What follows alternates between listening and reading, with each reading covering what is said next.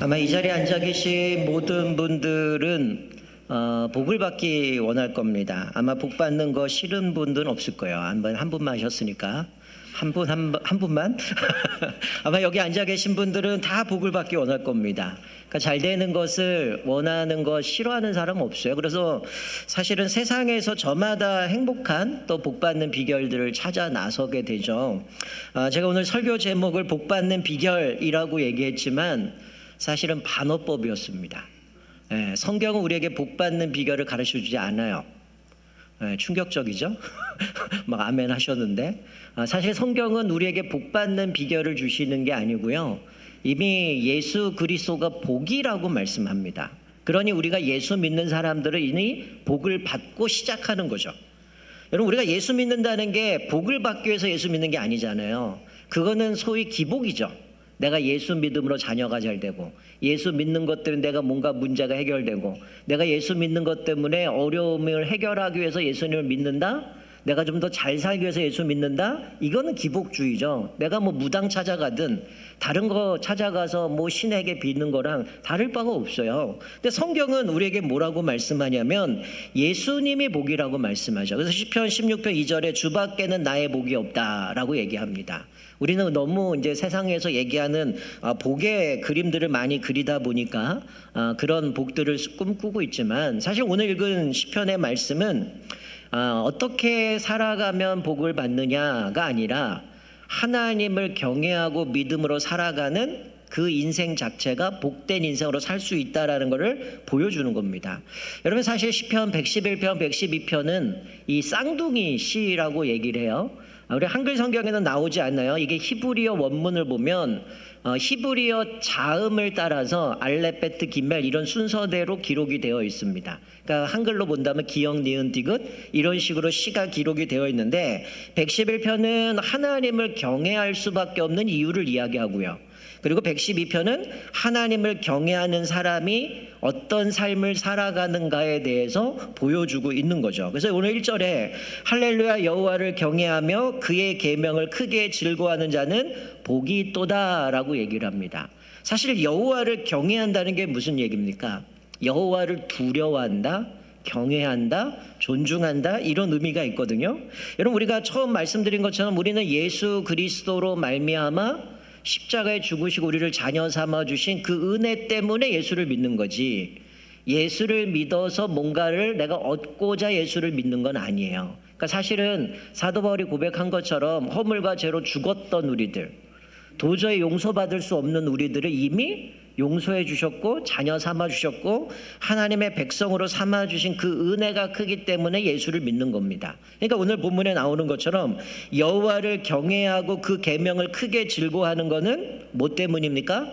복 받기 위해서가 아니고 단지 그분이 좋아서 그런 거예요. 그분의 은혜가 크기 때문에 그런 거죠.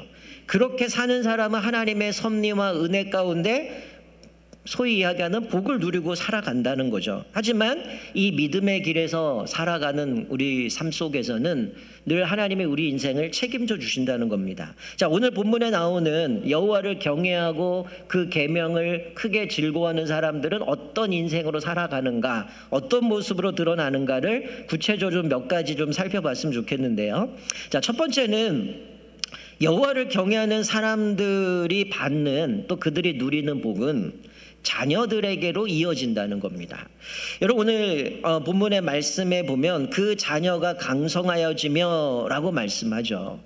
여러분, 이거는 이미 이스라엘 백성들이 출애굽하고 그 언약 율법을 통해서 이미 말씀해 주신 거예요. 10계명을 보면 여러분, 10계명에 그런 말씀 있죠. 여호와를 미워하는 자의 죄를 갚되 아비로부터 아들에게까지 3, 4대까지 이르겠다라는 얘기가 있어요.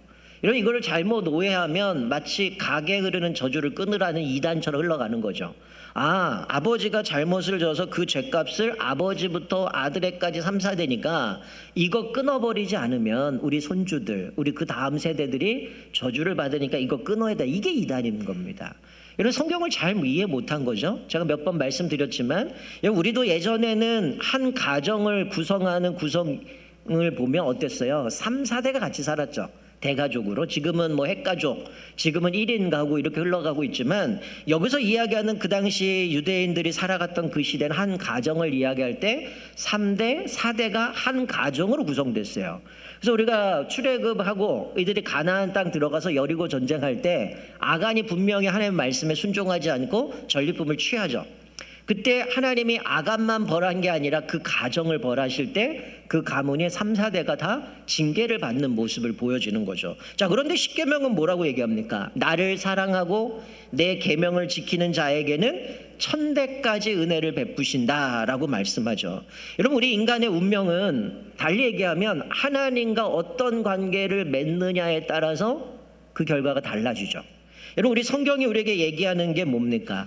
하나님이 이 세상을 창조하시고 다스린다면 그 주인 되심을 인정하고 그분의 말씀에 순종할 때 우리는 복 있는 삶을 살 수 있다는 거죠. 그 복은 하나님으로부터 오는 거죠.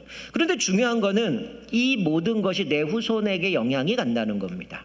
여러분, 알게 모르게 우리 자녀들에게 부모의 영향을 받죠. 여러분, 요즘 드라마나 매스컴의 뉴스에 좀 안타까운 뉴스들이 계속 나오지만 항상 자세히 살펴보면 프로파일러 하는 그 형사들이나 이런 부분을 보면 분명히 영향들을 받는다는 거죠. 물론 어쩔 때는 부모는 그러지 않았는데 이 자녀가 착했는데, 아니죠. 분명히 그것은 영향을 받고 있는 겁니다. 사실 뭐 최근에도 살인 사건 가운데 결국 아버지가 그 다 숨겨주는 사건을 보면 그 부모를 통해서 이 아이가 뭘 배웠는지를 보여주는데, 여러분, 중요한 것은 내 후손의 삶에 내가 지금 선택하고 내가 결정하고 내가 하는 것들이 자녀들에게 영향이 간다는 거죠. 여러분, 여기서 강성하다라는 말은 원래는 군사적인 용어입니다. 나라가 강성하다, 나라가 든든히 서간다, 군대가 든든하다, 이런 표현이지만 비유적으로 얘기할 때는 큰 영향력을 행사한다는 거죠. 여러분, 아이들에게, 자녀들에게 가장 큰 영향력을 주는 사람은 부모입니다. 부모가 집에서 아이들을 어떻게 돌보든지, 어떤 용어를 쓰는지, 특별히 기독교 가정에서 이 부모가 자녀들을 어떻게 양육하는지는 그 부모가 얼마나 기도하는가, 어떻게 부모가 믿음으로 살아가는가, 또 그의 삶 속에서 어떻게 그것들을 말씀에 순종하면서 그 고난 속에 이겨나가는가, 그것들이 그대로 흘러간다는 거예요. 여러분, 여기서 자녀가 강성하게 되는 거는 경건하게 사는 삶의 포상이 아니에요. 이거는 경건한 삶의 결과입니다. 하나님을 경외하고 그 계명을 즐거워하는 삶은 이런 복된 삶으로 결과가 주어지는 것이죠. 여러분, 우리가 하나님을 경외하는 살면 우리 자녀들도 분명히 부모의 영향력을 받게 돼 있어요. 그 부모들의 신앙을 닮아가게 되어 있다라는 겁니다. 여러분, 두 번째로 하나님께서 이 경외하는 사람들에게 주시는 복된 인생의 어떤 모습인가? 자, 여기서는 현세적이고 물질적인 번영의 복을 준다는 거죠. 여러분, 우리가 꼭 예수 믿고 죽어야지만 천국 가서 복을 받는 게 아니죠. 우리가 이 땅에서도 복을 받는 거죠. 이 땅에서 복을 받는 비결은 뭡니까? 사실은 우리가 흔히 표현하는 표현이니까 제가 복을 받는 비결을 얘기하지만, 이미 예수를 경외하고 그 계명을 지키는 사람은 복 받을 수밖에 없는 거예요. 이미 복이신 예수님 내가 모시고 살고 그분의 말씀을 따라가기 때문이에요.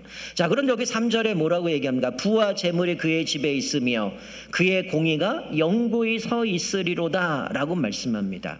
여러분, 이것도 율법에 이미 약속하신 거죠. 하나님의 창조 원리는 하나님을 존중하고 하나님을 신뢰하고 그분의 말씀답게 의롭게 살아가는 사람은 하나님이 잘 되도록 그들을 인도해 가신다는 거죠. 그런데 우리가 살면서 이런 생각이 들어요. 난 믿음대로 사는데 왜 내 인생은 이런가?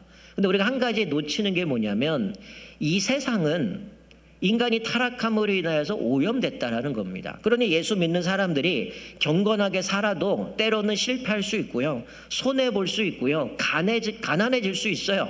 그렇다고 하나님의 창조 원리가 깨어졌느냐? 그렇지는 않습니다. 내가 열심히 정직하게 살아도 악이 득세함으로 인하여서 피해를 볼 수밖에 없다는 거예요. 그런데 성경 우리에게 분명하게 말씀하는 경건하고 의롭게 사는 사람을 하나님이 복된 인생으로 만들어 주신다는 거예요. 자, 그런데 오늘 중요한 얘기가 하나 있어요. 자, 그런데 왜 우리가 복을 받기 원하고 왜 그걸 누리고 싶을까요? 여러분, 하나님이 경건한 사람, 특별히 아브라함을 부르셔서, 사실 아브라함은 경건한 사람 아니잖아요. 우상 숭배했고 달을 섬겼던 사람인데 하나님이 그를 선택하셔서 그에게 약속을 하시죠. 내가 너로 인하여 천하 만민이 복을 받게 하리라. 여러분, 하나님이 우리에게 복을 주시는 이유가 뭡니까? 나로 인하여 소위 축복의 통로가 되기 위한 거예요. 나를 통해서 이 복을 흘려보내는 유통업자로 우리를 부르신 겁니다. 우리가 이 복을 받고 나만 가다 두는 게 아니에요. 오늘 이 시인은 그걸 고백하죠. 하나님이 가정에 재물과 부를 주시는데 그 뒤에 내용은 뭡니까? 4절과 9절에 보면 이 받은 복을 흘려보내서 이웃과 가난한 사람들에게 나눠주는 모습을 보게 돼요. 4절 하반절에 보면 자비롭고 긍휼히 여기며 의로우니이다. 그는 그 물질을 가졌지만 그 주변 사람들에게 자비롭고 긍휼이 많고 의로운 사람이라는 거죠. 또 9절에도 보면 그가 재물을 흩어 빈궁한 자들에게 주었다라고 말씀합니다. 여러분, 야고보는 우리 1장 27절에 이렇게 말씀을 우리 같이 한번 읽겠습니다. 같이 읽습니다. 시작.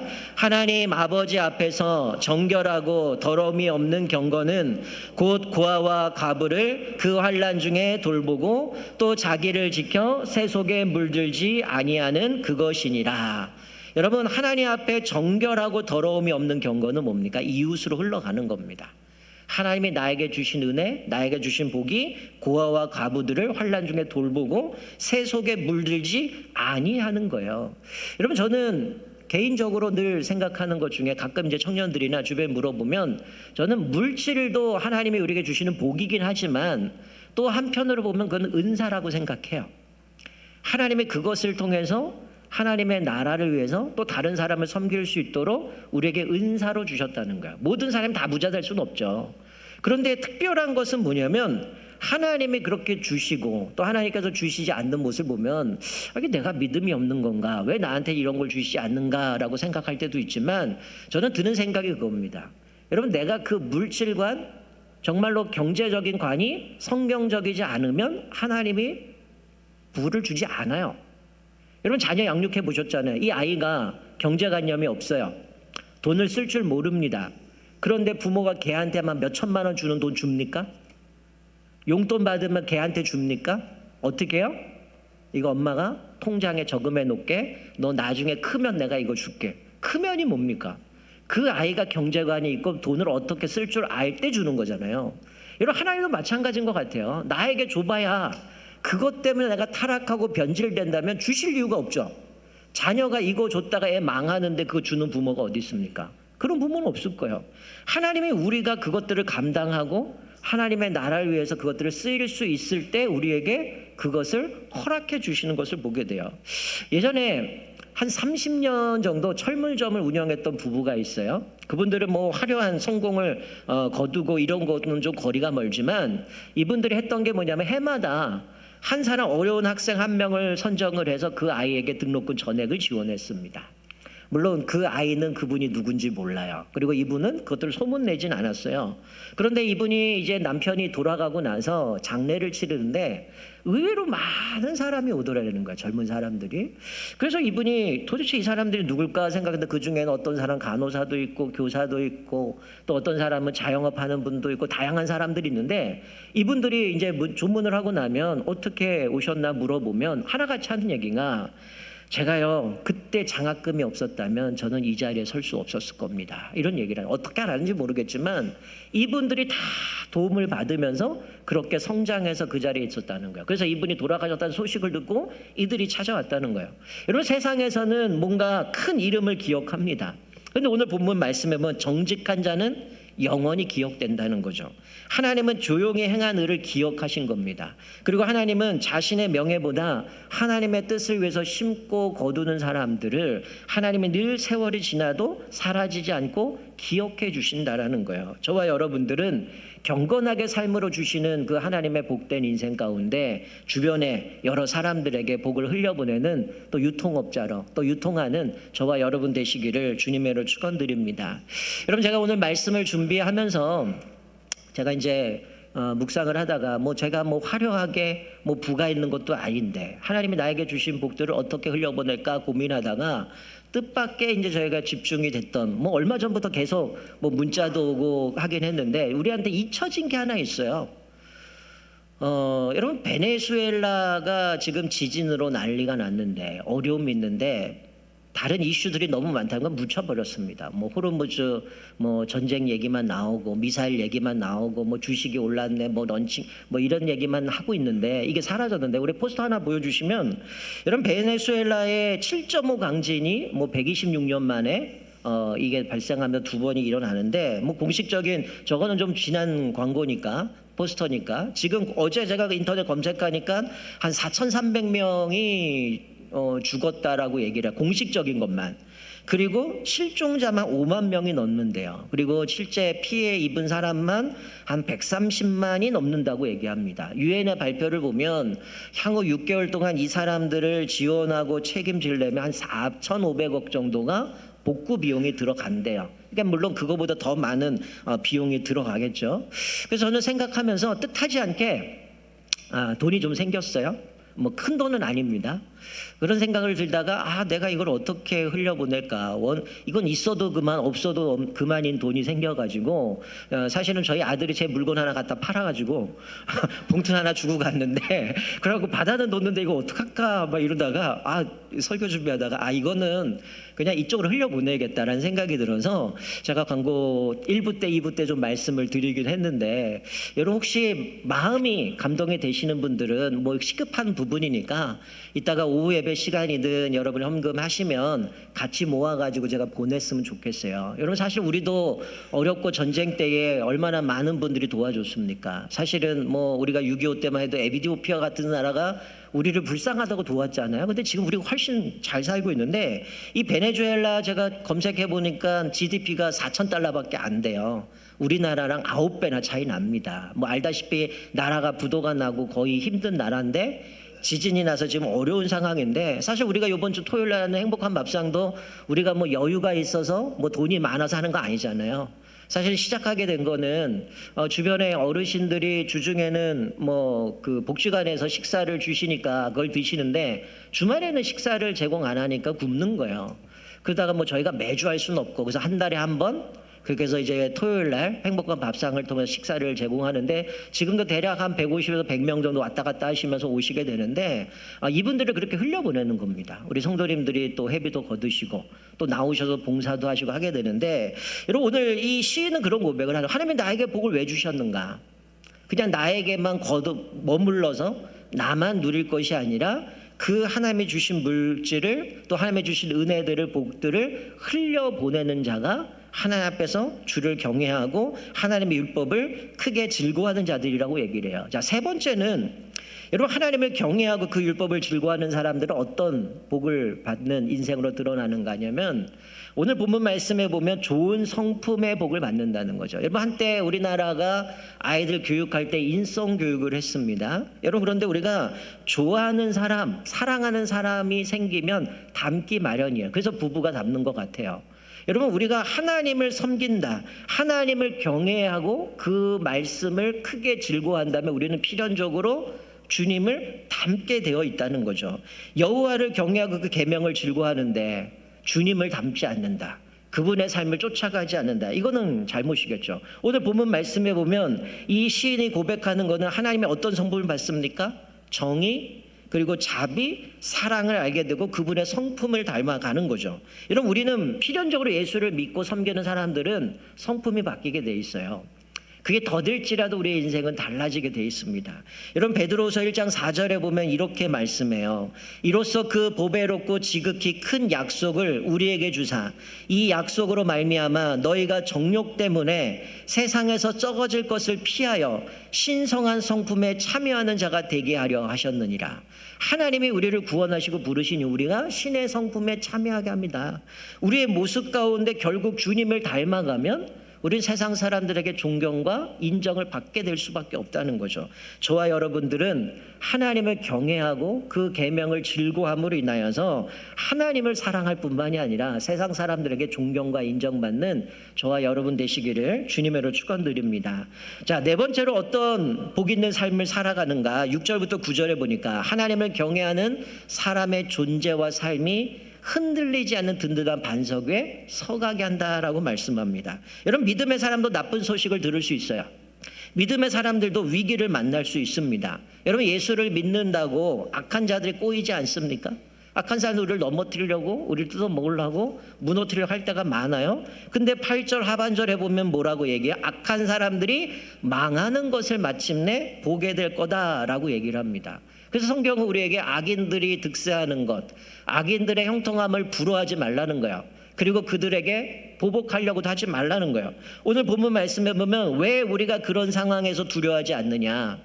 하나님이 우리와 함께 하시기 때문이에요. 여호와를 경외하고 그 계명을 지키는 사람은 하나님이 책임져 주시기 때문이라는 거예요. 분명히 이 잘못된 문제들을 다시 그 원래대로 바르게 잡아주실 거고, 흉흉한 소문 그리고 어려운 일을 당해도 흔들리지 않는 이유는 하나님이 우리를 책임져 주시기 때문이라는 거예요. 여러분 4절에 보니까 이렇게 말하죠. 흑암 중에도 빛이 일어난다. 이게 무슨 얘기입니까? 어려운 상에 처해 있을지라도 분명히 하나님이 우리를 구원하셨고 하나님의 자녀 삼아 주셨기 때문에 이 어려움에 처해 있는 그 의인들을 돕기 위해서 일어나시는 모습을 비유적으로 표현한 겁니다. 흑암 중에도 빛이 일어선다라는 얘기는 바로 우리를 돕기 위해서 하나님이 일하시는 모습을 보게 되는 거죠. 그래서 우리가 하나님이 인정하신 삶을 살 때 우리는 모든 두려움과 염려 그 모든 걸 떨쳐버리고 평안을 누릴 수 있음을 말씀합니다. 그래서 저와 여러분들은 날마다 여호와를 경외함으로 인하여서 두려움과 염려가 아니라 흔들리지 않는 든든한 삶을 사시기를 주님의 이름으로 축원드립니다. 자, 마지막으로 여호와를 경외하고 그 계명을 크게 즐거워하는 사람은 어떤 복된 인생으로 살아가는가는 마지막으로 고백하는 게 뭐냐면, 이 악인들은 우리를 보며 시기하죠. 여러분 예수 믿는 사람이 잘 되면 세상 사람 배 아파합니다. 여기 보면 한탄한다가 배 아파한다, 화를 낸다 이런 의미거든요. 여러분 예수 믿는 사람들이 잘 되면 이들이 회개하고 돌이켜야 되는데 그게 아니라 배 아파해요. 미워합니다. 여러분 그래서 디모데후서 3장 12절에 보면 이렇게 말씀하죠. 사도 바울이 무릇 그리스도 예수 안에서 경건하게 살고자 하는 자는 박해를 받으리라. 꼴 보기 싫은 거예요. 저들은 예수님이 함께하고 하나님이 함께 하시니까 어려운 가운데도 그냥 이겨나가요. 그분만 신뢰하면 하나님이 책임져 주시는 모습을 보면서 시기 질투합니다. 근데 오늘 시인은 뭐라고 얘기합니까? 그들이 이를 갈고 분을 여기지만 결국 이를 갈다가 소멸하는 것을 보게 된다는 거예요. 그럼 이게 언제 일어나는 거죠? 예수님 재림하실 때.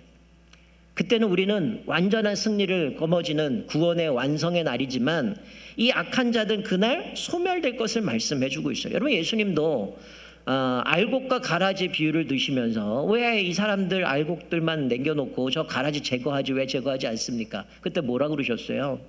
가라지 제거하다가 알곡이 다칠 수 있기 때문에 마지막 때까지 남겨두라는 거예요. 어쩌면 그 악한 사람들이 우리 안에 수두룩해요. 끊임없이 핍박을 하고 괴롭힙니다. 그러나 하나님은 마지막 때 되면 결국 그들은 소멸하게 될 거라는 거예요. 그렇기 때문에 여호와를 경외하고 그 계명을 지키는 사람은 하나님이 주신 이 복된 인생으로 살아가고 뿐만 아니라 여러 가지 위기들을 만나지만 흔들리지 않는다는 거예요. 하나님이 우리의 인생을 책임져 줄 것을 믿기 때문이라는 겁니다. 말씀을 읽겠습니다.